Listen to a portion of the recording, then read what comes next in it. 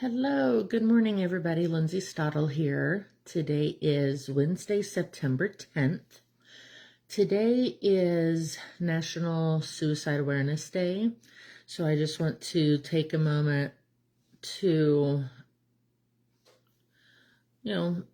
make comment on it. As I've been sharing with you guys, and you all know that I did try to take my own life back in September of 2017. And for about the last 5 years, I've really been more in the mental health awareness, suicide prevention, thought. Excuse me. I don't know why my voice is like that this morning.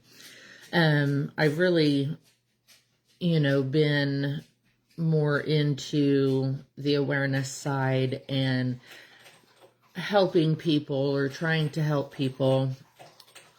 And that is where the book came from. See, my Aunt Tish was in the first Born to Risk book, and she got me in touch with Emilio and Daniela Roman, who are their company, the Co-Authors Network, is who puts out the book. And so we spoke, probably close to a 2-hour phone call. And I told them my story, and they said that they wanted me to be part of the second book in the anthology. So that's why I have become a published author, and an award-winning published author, as a matter of fact. And that's also where I got my live video challenge. Was Emilio challenged me on September 19th. Okay, let me start over. He challenged me on September 18th of 2024 to do a 30-day Facebook live video. And I started just with Facebook. And then it turned into posting the same video on several other social networking sites. Instagram, Twitter, LinkedIn, YouTube. And then I didn't stop at day 30.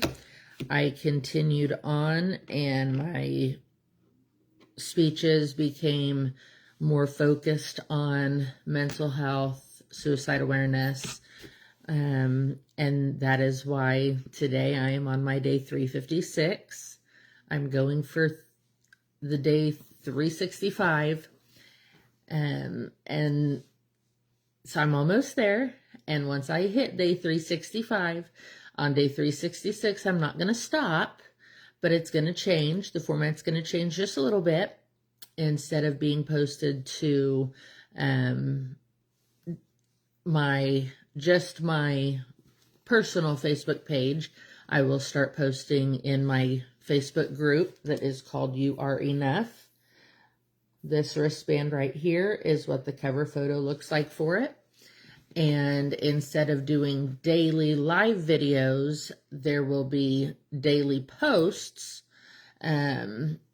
revolving around mental health, depression, anxiety, suicide, all of that, all of those topics. I will still go live, but not daily. But like I said, there will be a daily post. And hopefully all of you beautiful people will find my group and join my group. That way you can continue to get the same information daily that I have been posting on my personal page here. So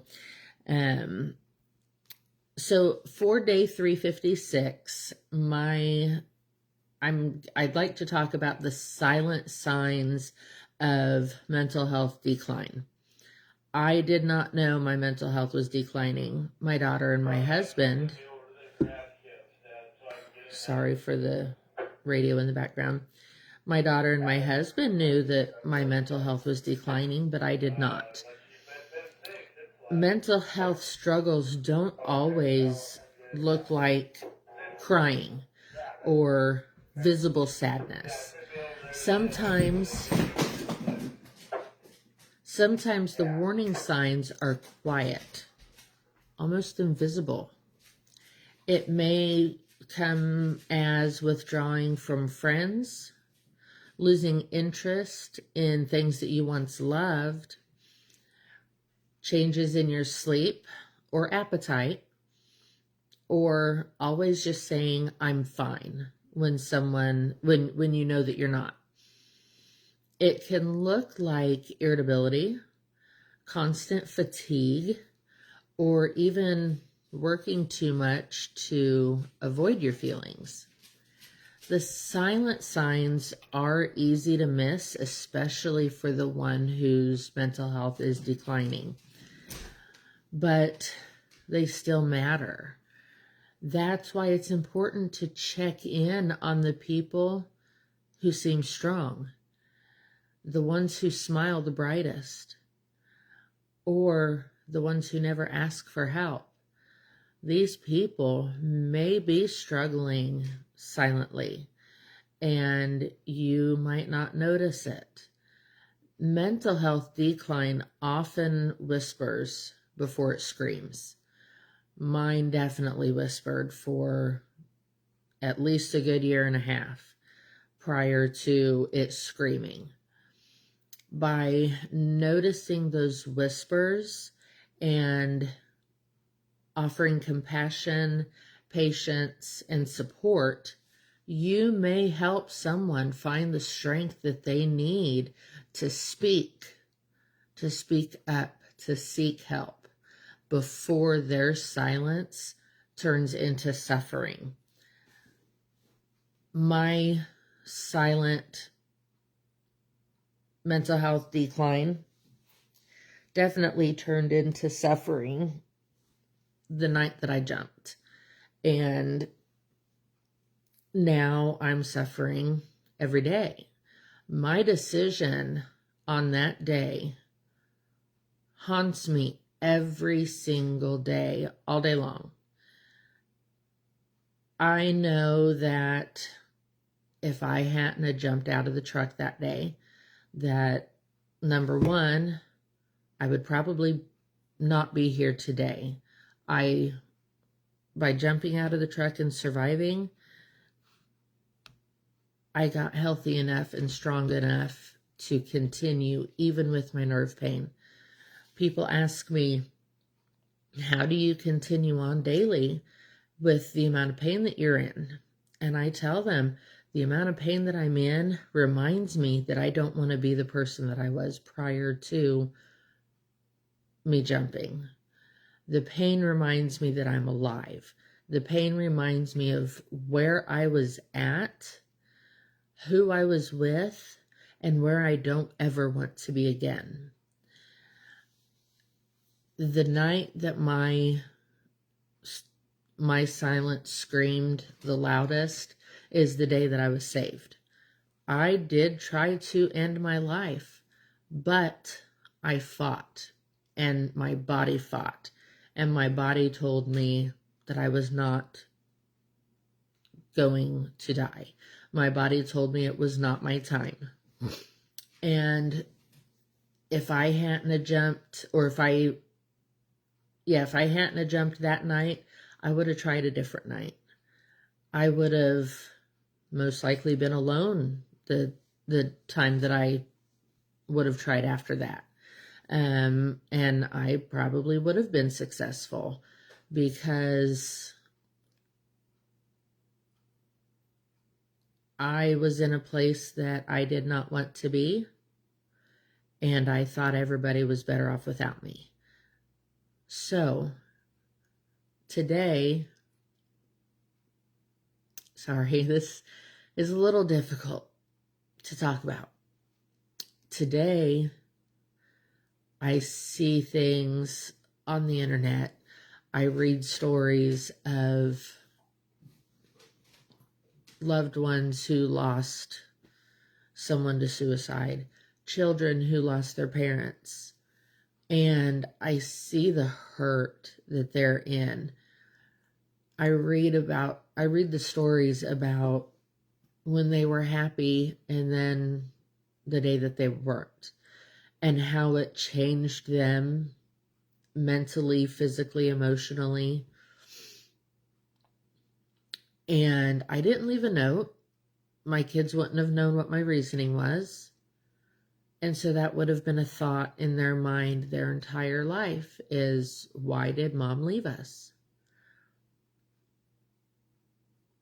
And I can't believe that I did that. I can't believe that I would have left my kids in that kind of situation. But I did, because I was not thinking of them. I was thinking of ending my pain. And that's why it's so important to be aware of mental health issues, because a lot of them are silent. A lot of the struggles that people have who have mental health issues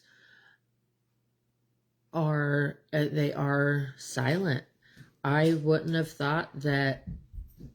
I mean, I knew alcohol was a factor that night, but what I've been told is I really didn't drink that much, which that tells me that my mind was already made up, and the alcohol was my brave serum, I don't know, brave juice to actually do it. So remembering that not all, excuse me, sorry, I don't know what's going on. Remembering that not all struggles are visible. Mental health decline often hides behind the smiles, the busyness, or the silence, making it very easy to miss. I smile. I post a picture of myself 7 days before the incident, and I was smiling. Knowing these quiet signs can help us support not only ourselves, but people that we love before it reaches crisis. You don't have to hit rock bottom before reaching out for help.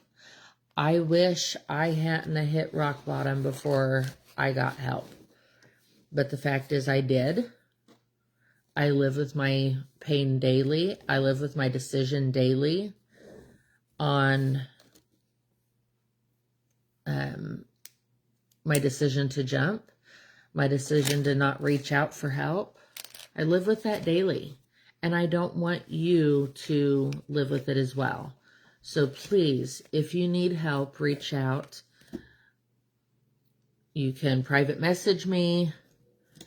You can call the National Suicide Hotline, 988. They're open 24/7, 365. There are people that want to help you. Your life is worth something. You matter. You are enough. I hope everybody has a great day.